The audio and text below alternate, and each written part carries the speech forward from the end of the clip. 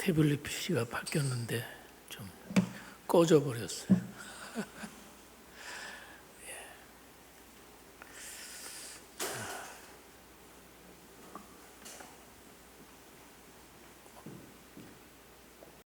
한번 인사하겠습니다. 결국 교회가 승리합니다. 여러분 요한계시록 잘 따라오고 계세요?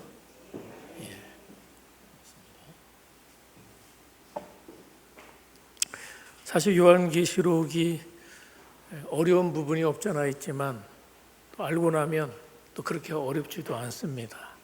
그래서 이번에 요한계시록을 여러분이 잘 알면 두려움이 사라집니다. 세상 두려울 게 없어져요. 심지어는 죽음조차도 두렵지 않습니다. 계시록을 잘 알면요 절대 이단에 넘어가지 않습니다. 또 계시록을 통해서 우리 모두가 그런 은혜가 있기를 바랍니다. 제가 마이크를 좀 바꿔보겠습니다. 계시록은 하나님께서 이 세상 역사를 어떻게 끌고 나가시는지를 보여주는 거예요. 그래서 신자들이 하늘의 관점으로 땅을 보게 됩니다. 하늘의 관점에서 땅을 보면 우리가 풀리지 않은 많은 문제들이 있음에도 불구하고 우리가 소망을 가질 수가 있는 것이죠. 이것이 이 세상을 사는 신자에게 굉장히 중요한 관점이에요. 우리가 이 땅을 살 때 하나님의 나라의 관점에서 이 땅의 역사를 본다는 것, 그것이 신자의 소망이고 관점인 것입니다. 자, 오늘 또 12장을 하는데요. 12장은 참 중요한 핵심 장이에요. 왜냐하면 교회와 사단과의 전쟁을 보여주기 때문이에요. 우리가 눈에 보이지 않는 세계가 분명히 있습니다. 보이는 세계만이 있는 것이 아닌 것이죠. 분명히 보이지 않는 세계에서 이루어지는 어떤 영적인 싸움이 있는데 이 영적인 싸움이 어떻게 오늘 이 세상을 장악하고 있고 또는 우리가 그런 곳에서 그리스도인은 어떻게 승리할 수 있는가를 우리가 볼 수 있습니다. 자, 1절 한번 볼까요? 1절 말씀 같이 시작. 하늘에 큰 이적이 보이니 해를 옷 입은 한 여자가 있는데 그 발 아래에는 달이 있고 그 머리에는 12별의 관을 썼더라. 자, 여기 보니까 하늘에 큰 이적이 있는데 요한이 볼 때 큰 이적이 있는데 해를 입은 여인이 등장을 해요. 여기서 말하는 해는 선, 태양을 말하는 거예요. 태양을 입었대요. 태양을 입고 발에는 달이 있고 또 어디예요? 머리에는 12별의 관을 썼어요. 자, 이건 누굴 가리킬까요? 해를 입은 이 여자는 누굴 말하는 걸까요? 자, 로마 카톨릭에서는 성모 마리아로 봅니다. 성모 마리아로 보는데 전통적으로 이 해를 입은 여자는 복음적으로 볼 때 이것은 하나님의 백성인 교회를 상징하는 거예요. 누구를 상징한다고요? 교회를 상징하는 거예요. 자, 이 보세요. 그 모습을 한번 보세요. 해를 옷으로 입고 있어요. 발에는 달이 있고 머리에는 면류관이 있는데 그건 뭘 말하는 것일까요? 그러니까 해와 달과 별로 치장을 했어요.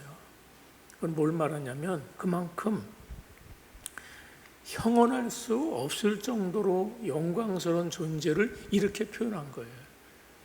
너무나 위엄 있고 너무나 아름답고 너무나 대단하기 때문에 그걸 뭘 표현해야 되는데 그래서 해와 달과 별을 끌어서 찬란한 말로 형언할 수 없는 아름다움을 밝히고 있습니다. 그래서 이건 뭘 말하는 거냐면 하늘의 시각에서 교회를 보는 거예요. 하늘의 시각에서 교회를 보니까 머리부터 발끝까지 어떤 존재예요? 사랑스럽고 아름답고 귀한 존재라는 거예요. 얼마나 중요합니까? 그래서 교회는 여러분 그만큼 귀한 존재입니다. 다시 한번, 교회는 이 정도로 귀한 존재입니다. 교회가 작다고 우습게 여기지 마세요. 예? 교회가 조그맣다고 남루하다고 하나님의 관점에서 교회를 보면 크든 작든 그 교회는 이렇게 위엄 있고 아름답고 사랑스럽다는 거예요. 이보다 더 귀한 존재는 없다. 그런 의미라고 보시면 됩니다. 자, 교회가 이 세상에서 가장 영광스럽고 아름다운 것은 그 교회의 주인 때문이에요. 그 교회의 주인이 누구십니까? 예수 그리스도가 그 교회의 주인이시기 때문이에요. 그래서 주님 때문에, 교회는, 이 주님 때문에 세상의 교회는 그 무엇과도 비교할 수 없는 아름다움이 있고 영화로움이 있고 영광이 있습니다. 할렐루야.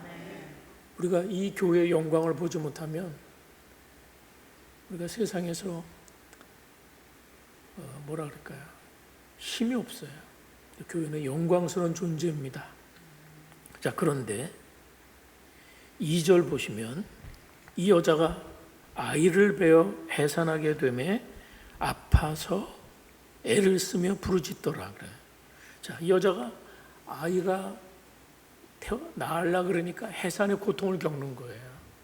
해산의 진통을 겪고 있습니다. 그러면 이때 태어나는 그럼 아이는 또 누구예요? 자, 해를 입은 여자가 교회라 그랬어요. 그러면 교회가 낳는 아이를 말하는 거예요. 교회가 낳는 아이가 뭐예요? 예수 그리스도입니다. 물론 여기서는 구약 교회를 의미해요. 구약에 이제 오랫동안의 구약 성도들을 통해서 메시아가 예언이 됐어요. 이 땅의 죄 문제를 해결하기 위해서 예수님을 보낼 것이다. 이사야도 말하고 창세기에도 나오고 신명기에도 나오고 성경마다 구약 교회를 통해서 메시아를 보낸다고 했는데 그 교회가 어떻게 지금 탄생하는 거예요. 그래서 신약이 열리는 거예요. 자, 그런데 우리가 이 아이의 정체를 알기 위해서 5절을 봐야 돼.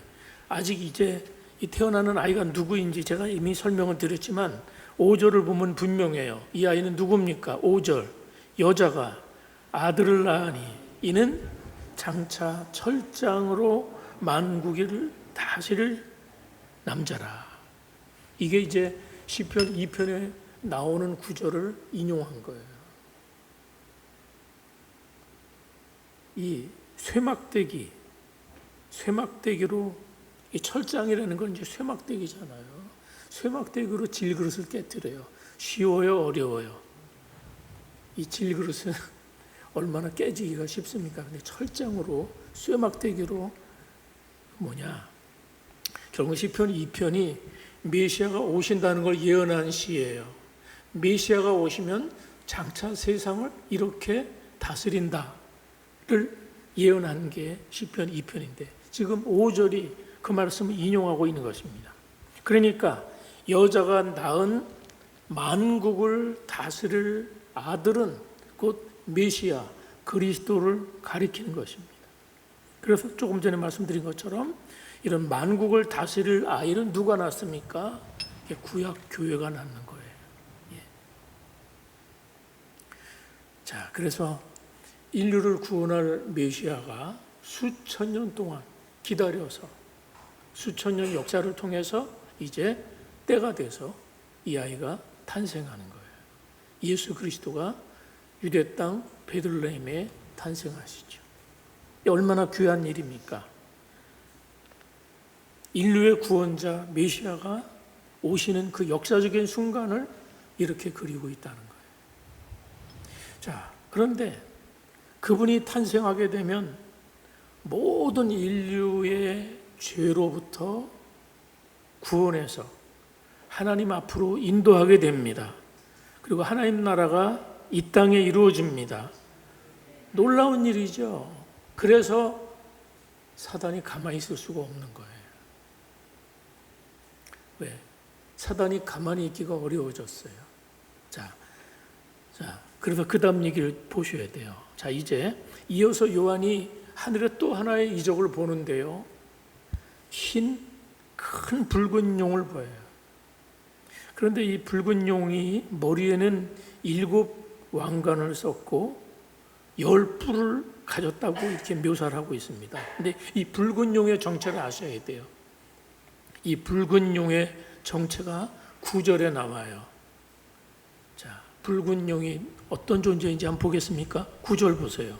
9절 시작. 큰 용이 내쫓기니 옛뱀 곧 마귀라고도 하고 사탄이라고도 하며 온 천하를 꿰는 자라.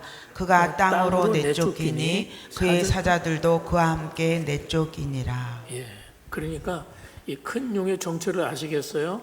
옛뱀이라고도 하는 누구? 사탄. 마귀. 다른 말로는 사탄. 예. 이 붉은 용은 사탄이에요.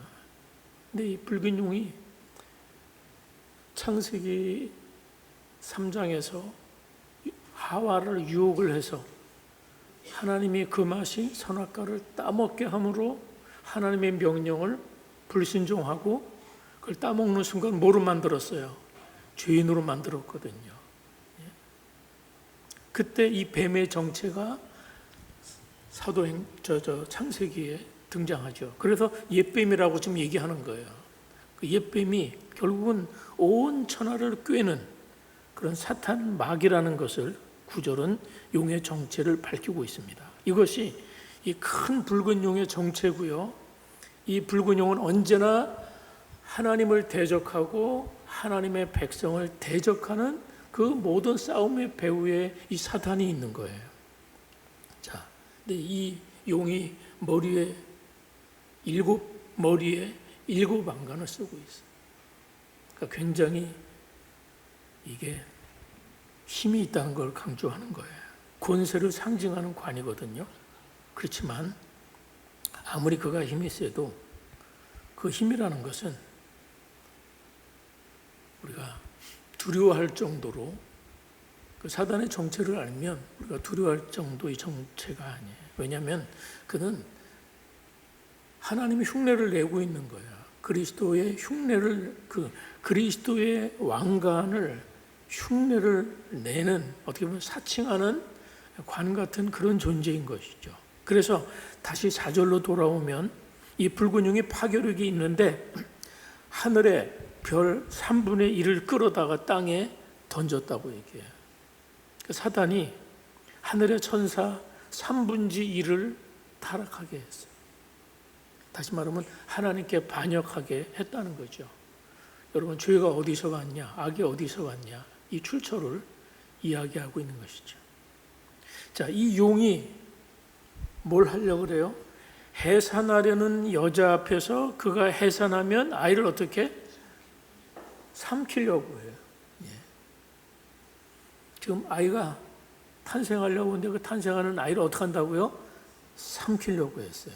자, 사탄은 이 세상 역사에서 예수 그리스도가 이 땅에 오지 못하도록 엄청난 방해를 했습니다. 구약 역사에서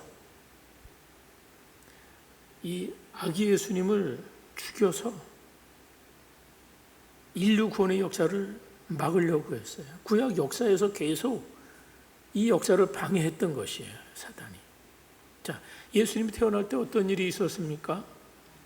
예수님 태어날 때 동방 박사들이 유대인으로 왕으로 난 아기가 어디 있냐 헤로드한테 알려줬더니 헤롯이 어떻게 했어요? 그 헤롯 임금이 포각하거든요. 그래서 자기 말고 누가 왕이 있어? 그러면서 2살 이내의 아기를 어떻게 했어요? 다 몰살시켰어요.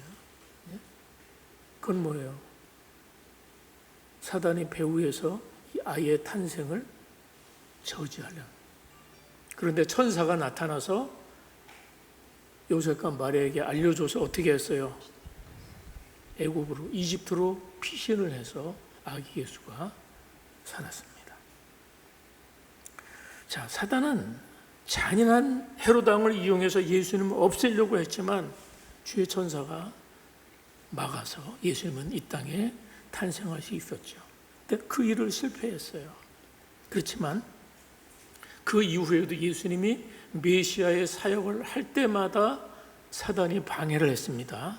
자, 예수님이 공생에 시작하고 나서 40일 동안 광야에서 금식했어요. 그때 뭐 했어요? 그때 사단이 와서 시험했어요. 3가지 시험 아시죠? 돌로 떡 만들어라, 뛰어내려라, 엎드려 절하라. 그런데 그것은 뭐예요? 너 메시아 일 하지 않고도 살 수 있는 길이 있어. 그렇게 고생하지 않고도 너 영광 받을 수 있는 길이 있어. 하면서 계속해서 예수님의 길을 방해를 한 거예요. 그렇게 하지 않고도 할 수 있잖아. 십자가가 아니고도 너 그 능력을 발휘하면 사람들이 따르고 좋잖아. 왜 고난의 길을 가? 왜 그렇게 하려고 그래? 하면서 계속 방해를 했죠. 그런데 예수님이 그 시험에서 승리하셨습니다. 그랬더니 그 다음에 또 포기한 게 아니에요. 그 다음에 누굴 동원해서? 바리새인이나 종교 지도자를 동원해서 예수 그리스도의 길을 사사건건이 방해하고 박해했어요. 심지어는요, 자기의 사랑하는 제자도 예수님의 길을 방해를 했습니다. 그게 누군지 아세요? 베드로가 예수님이 십자가를 진대니까, 그리고 사흘 만에 살아난다고 얘기를 하니까 그때 베드로가 나섰어요. 주님, 무슨 말씀입니까? 십자가는 안 됩니다. 그럴 수 없습니다. 십자가를 지면 안 됩니다. 하면서 베드로가 막아섰어요. 그 베드로는 스승을 사랑하니까, 스승이 죽는다니까 그걸 막는 그런 거였죠. 나쁜 동기는 아니었는데 사단이 베드로의 그런 마음을 이용해서 그리스도의 길을 포기하게 했어요. 그것뿐입니까? 십자가에서는 또 어땠어요? 십자가에 매달려 있는데 그 아래에 있는 사람들이 예수님 조롱합니다. 야, 내려와 봐. 네가 하나님의 아들, 내려와. 내려와. 내려와. 예? 마지막까지 예수님의 그 대속의 십자가를 방해하고, 구약 역사 속에서 예수님이 탄생하실 때 공생애 동안에 사역 기간 내내 보이지 않은 사탄이 이렇게 역사했다는 사실을 기억하셔야 돼요. 자, 그런데 예수님께서는 끝까지 참고 십자가를 지셨습니다. 어떻게 보면 예수님 무력하게 죽은 것 같죠. 그렇지만 결국은 용의 악한 계획이 예수님의 십자가 때문에 다 무너졌습니다. 아멘 하세요. 사단의 악한 계획가 예수님 십자가 때문에 박살이 난 겁니다. 그래서 창세기에서 그렇게 얘기하잖아요. 여인의 후손이 내 발꿈치를 상하게 할 것이다. 그 얘기가 바로 이 얘기인 거예요. 그래서 그리스도께서 사흘 만에 그리고 부활하심으로 사단은 무참하게 패배를 했습니다. 사단이 메시아의 사역을 방해하고자 발버둥을 쳤지만 안 된 것이죠. 예수님은 하나님의 보호 가운데 탄생하셨고 하나님의 그 사역을 완수하도록, 그리고 마침내 부활하고 승천해서 만왕의 왕으로 온 세상의 주인으로 승리하셨습니다. 이렇게 마귀와 용 사이에, 용은 마귀니까 그 마귀와 그리스도 사이에, 마귀와 교회 사이에 이 전투가 어떻게 됐습니까? 사단의 KO패로 끝났습니다. 할렐루야. 그 사건으로 사단의 그 모든 계획은 끝난 거예요. 끝난 거예요. KO패로 끝났어요. 그러므로 우리가 근본적으로 여러분 사단을 두려워하지 않기를 바랍니다. 요한복음 6장 16장 33절에서 예수님은 세상에서는 너희가 환난을 당하나 담대하라, 내가 세상을 이기었노라. 예수님께서 이미 사단을 이기셨습니다. 그래서 우리는 남은 싸움을 하기는 한데 다 이긴 싸움을 사실은 싸우는 것이에요. 승리가 보장된 싸움을 싸웁니다. 자, 보실래요? 교회가 이 땅에 있기 때문에 현실은 교회가 이 땅에서 박해를 받아요. 다시 말하면 사단의 공격을 받습니다. 자, 다시 본문으로 또 6절 보세요. 6절 보시면 그 여자가 광야로 도망하며 거기서 1260일 동안 그를 양육하기 위하여 하나님께서 예비하신 곳에 있더라. 자, 여자가 광야로 도망한대요. 이제 광야가 뭘까요? 광야는 세상에서 성도들이 보호를 받는 장소를 상징해요. 자, 구약에도 광야는 힘들고 어려운 곳이지만 하나님이 보호를 하던 장소예요. 그런데 오늘 성경에 보면 1260일이라고 그랬어요. 1260일. 이거는 꼭 1260일이라는 그런 의미보다는, 자, 유대인들에게는 특이한 숫자들이 있어요. 한때, 두때, 반때. 한때와 두때와 반때. 이걸 합치면 3년 반이에요. 3년 반을 달수로 계산하면 42달이에요. 42달을 날수로 계산하면 유대인들은 30일씩 계산합니다. 그래서 그게 계산하면 1260일이 나오고, 그래서 이 계시록의 42달, 1260일, 한때, 두때, 반때 또는 3년 반, 이건 다 한 가지예요. 뭐냐? 신약과 구약을 통해서 이 세상 속에 주님이 오실 때까지 교회가 사단으로부터 박해를 받고 고난을 받는 기간을 의미해요. 무슨 말인지 이해하시겠습니까? 그러니까 초림과 재림 사이의 그 기간 안에 교회는 사단으로부터 이런 공격을 받고 어려움이 있는 것이에요.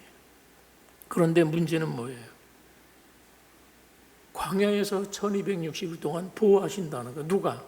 하나님이 교회를 보호하십니다. 그러니까 하나님의 교회를 허물고 무너뜨리려고 하는 마귀의 공격이 역사에서 무수하게 있어 왔어요. 1세기 교회 박해받은 거 아시잖아요. 4세기 올 때까지 250년 동안 로마 제국부터 박해는 뭐예요? 교회를 없애겠다는 것이에요.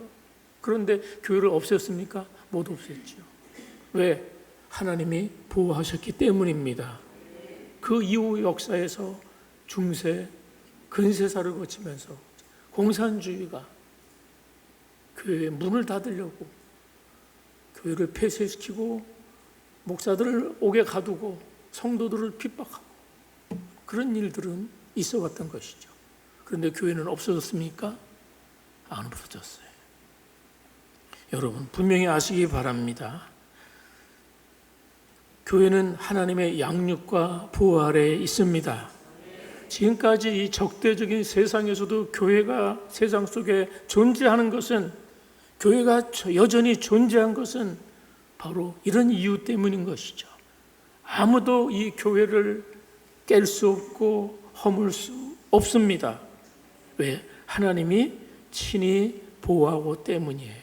자, 그래서 2000년 교회 역사가 그거를 증명한다고 말씀드렸어요.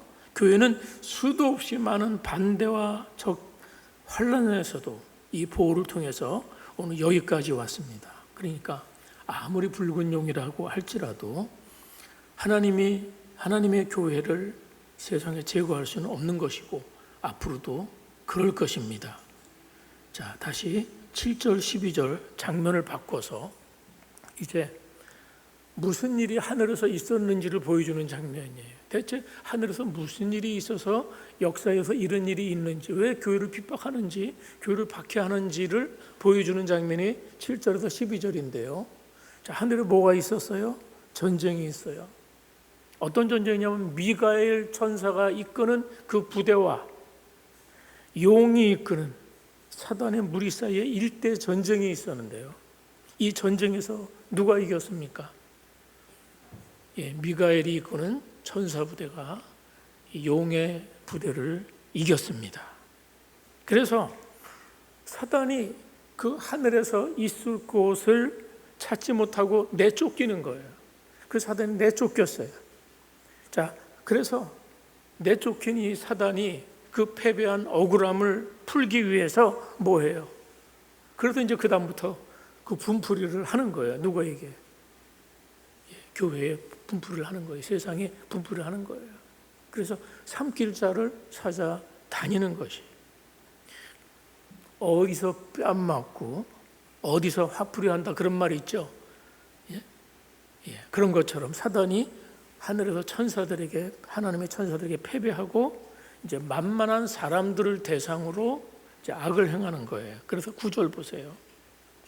9절에 보면 이 사단을 온 천하를 꿰는 자라고 나와요. 온 천하를 꿰는 자이죠. 사단이 온 천하를 꿰는 자. 그리고 10절 보면 사단이 밤낮 우리 형제들을 참소한다. 이 두 가지 특징을 아시면 돼요. 그래서 사단은 끊임없이 사람들 속에 죄를 심어요. 죄의 씨를 뿌리는 것입니다. 죄 짓게 않고 죄 짓게 만들고 그 죄를 달콤하게 하고 죄에 무뎌지게 하고 하면서 사람 속에서 많은 이런 죄와 악을 뿌리며 하는 것이죠.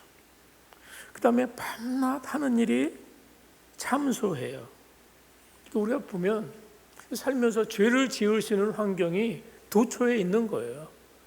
도처에 우리가 죄를 지을 수 있는 환경이 있죠. 자, 그런데 우리가 그렇기 때문에 완벽하지 않으니까 우리도 죄를 짓고 살 수 있어요. 자, 그런데 문제는 죄를 짓고 나면 사단이 또 가만히 있질 않아요. 뭐라고요? 참소를 해요. 야, 네가 신자야? 아니, 네가 목사야? 네가 신자야? 그만둬. 포기해. 계속 양심의 가책과 두려움을 심어서 견딜 수 없게 만들어요. 자, 그래서 이것들은 다 사단이 쏘는 독화살들이에요. 사단이 쓰는 이 독화살들에 사람들이 고통을 당하는 거예요. 그래서 고통당하는 증거가 뭐예요? 우울증으로 시달리고 두통으로 시달리고 불면증으로 시달리고 화병으로 광박관념으로 공황장애로 불안장애로 이 현대인들이 다 겪는 거잖아요. 그래서 각종 정신질환에 사람들이 엄청 시달리게 해요. 자, 그래서 요즘 보면 정신과가 그렇게 많이 늘어나고 있어요. 정신과가 늘고 또 무슨 마음 수련원이 그렇게 많이 생기더라고요. 요새 마음 수련원. 그만큼 현대인들은 이런 보이지 않는 이 어둠과 싸우면서 힘든 거예요. 참된 평안을 찾지 못하고 불안하고 두렵고 공황장애가 생기고 우울하고 이런 속에서 살아가는 것이죠. 자, 그런데 이게 단순히 그런 심리적인 환상으로 보기 쉽지만 그 배후에는 사탄이 그렇게 장악하고 있다는 사실이에요. 자, 12절 보세요. 12절 같이 한번 읽어봅니다. 12절 시작. 그러므로 하늘과 그 가운데 거하는 자들은 즐거워하라. 그러나 땅과 바다는 화 있을진저 이는 마귀가 자기의 때가 얼마 남지 않은 줄을 알므로 크게 분내어 너희에게 내려갔습니다 하더라. 무슨 말인지 아시겠죠? 이제 이 짓을 마귀가 분풀이를 이제 이곳저곳 하면서 죄를 퍼뜨리고 어렵게 만드는데 이제 예수님이 오실 날이 멀지가 않았어요. 주님 오실 때가 멀지 않았으니까 어떻게 마귀가 이제 기승을 부리는 거예요. 발악을 하는 거야. 그래서 이런 세상을 우리가 자연스럽게 살아가는 것이에요. 근데 문제는 이런 속에서 그러면 그리스도는 어떻게 승리할 수 있냐? 우리가 영적 실체를 알았잖아요. 그럼 보이지 않는 눈에 보이는 영적 실체가 있고 하늘의 싸움도 알고 그래서 싸움에서 패배한 그 사단이 마지막 때가 얼마 남지 않게 최후의 발악을 하고 있는데 이때 그리스도인은 어떻게 승리할 수 있을까요? 본문의 비결이 나와요. 11절 말씀을 앞으로 가서 11절을 읽겠습니다. 자, 11절 함께 읽겠습니다. 시작. 또 우리 형제들이 어린 양의 피와 자기들이 증언하는 말씀으로써 그를 이겼으니 그들은 죽기까지 자기들의 생명을 아끼지 아니하였도다. 자, 11절은 성도가 이기는 비결을 두 가지 말씀합니다. 하나는 뭐예요? 어린 양의 피와 또 하나는 자기들이 증언하는 말씀입니다. 자, 첫째, 어린 양의 피로 승리할 수 있습니다. 여러분, 우리의 피는 오염이 되잖아요. 더러워지잖아요. 근데 예수님의 피는 이 모든 것들을 이겨내는 능력이 있습니다. 우리가 죄를 이겨낼 장사가 그렇게 많지 않아요. 우리 욕망이라는 게 있잖아요. 그런데 예수의 피가 그러한 욕망을 이기게 합니다. 욕망의 불길을 꺼트리는 것이죠.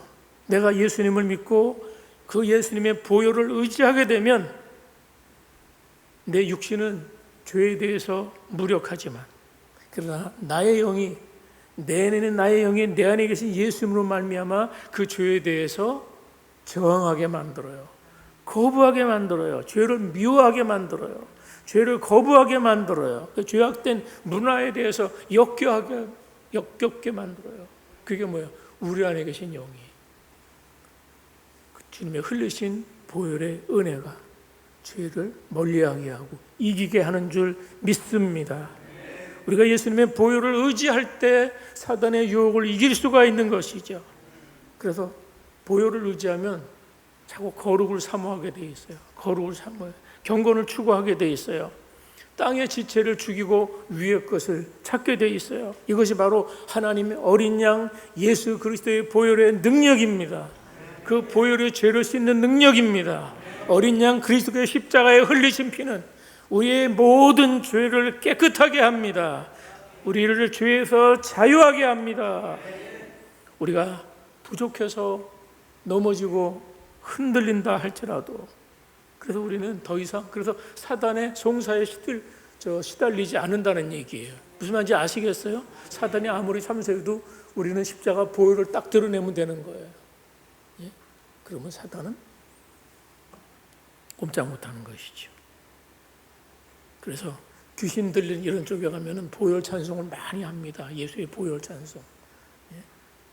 예수님의 보혈을 귀신이 무서워하거든요. 십자가를 무서워하거든요. 자, 그래서 예수님의 보혈을 더욱 의지하는 여러분 되시기 바랍니다. 자, 두 번째는 증언하는 말씀이에요. 증언하는 말씀으로 그를 이겼으니. 자, 사단이 또 어디서 꼼짝 못하냐면 하나님의 말씀 앞에서 꼼짝 못합니다. 에베소 6장 17절에 성령의 검, 곧 하나님의 말씀을 가지라 그랬어요. 히브리서 4장 12절 하나님의 말씀은 살았고 운동력이 있어 좌우의 날선 어떤 검보다 예리해서 혼과 영과 및 관절과 골수를 찔러 쪼개기까지 한다고 했습니다. 예. 여러분 아시겠어요? 말씀의 검이 좋은 무기입니다. 사단을 이기는 무기입니다. 근데 여러분 그거 아셔야 돼요. 사단의 무기가 뭔지 아세요? 사단의 무기도 말이에요.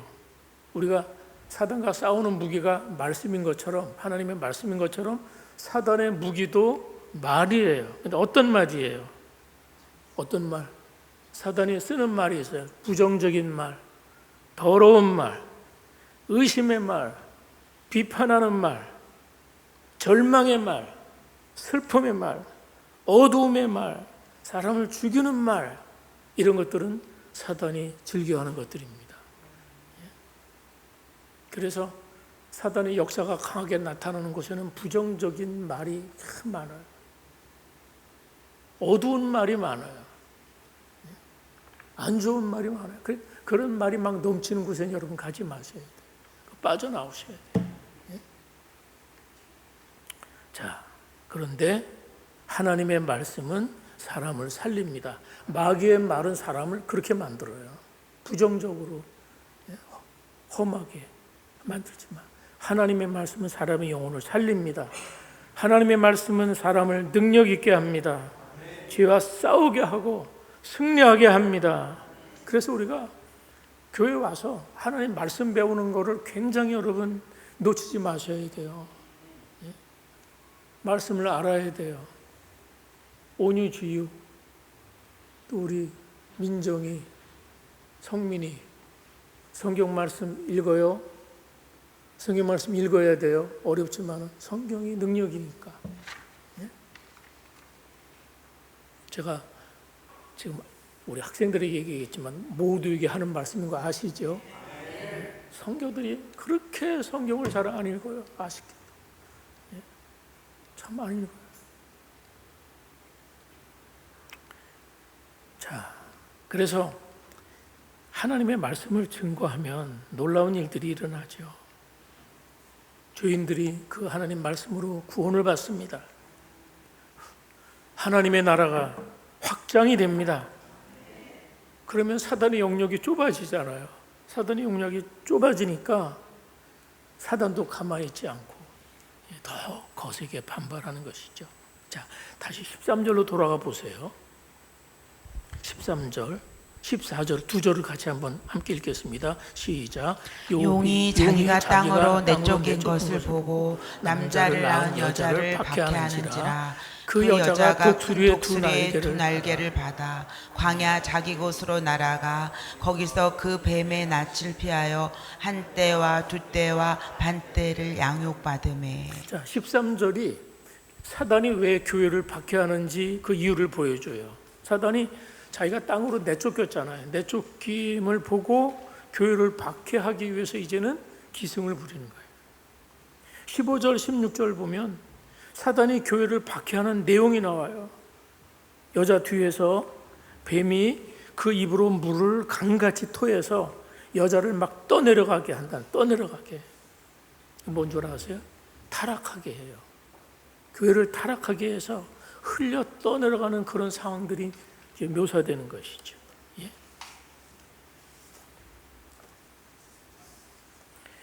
예.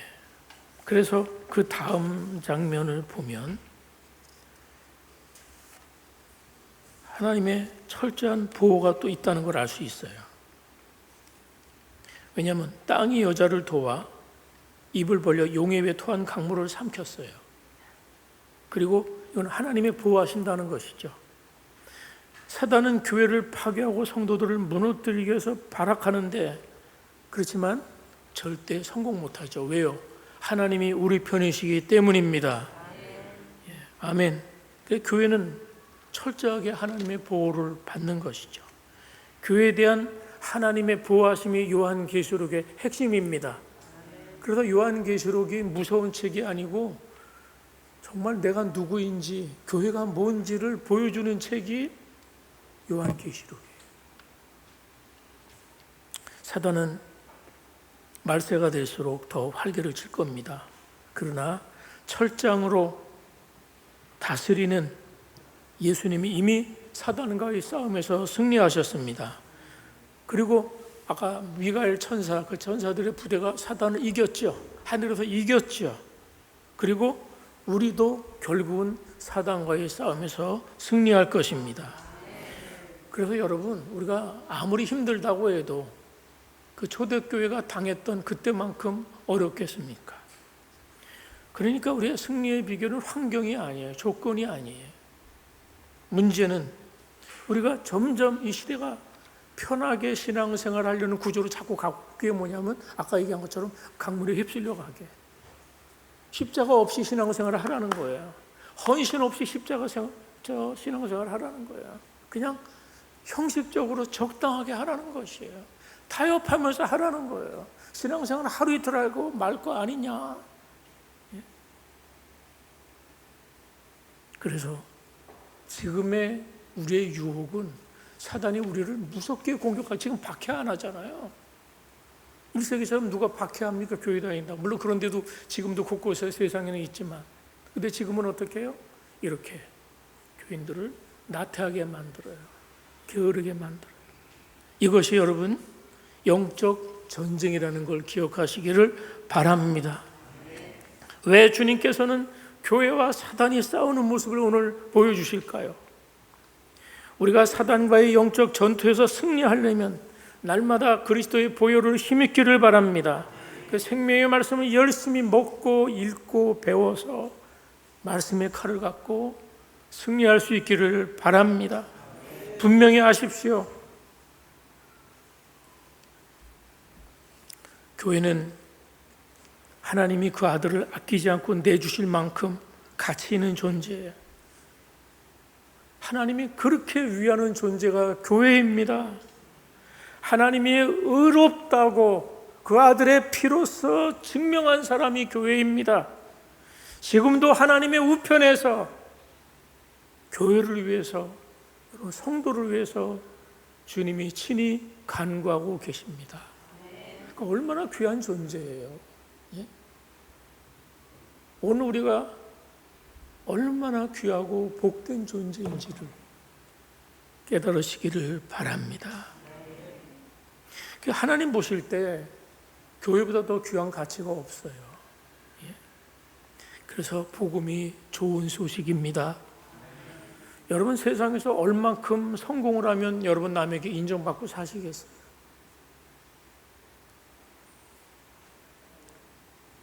얼마나 되겠어요? 성공할 수 있는 사람이. 그런데 평범한 사람이 더 많아요.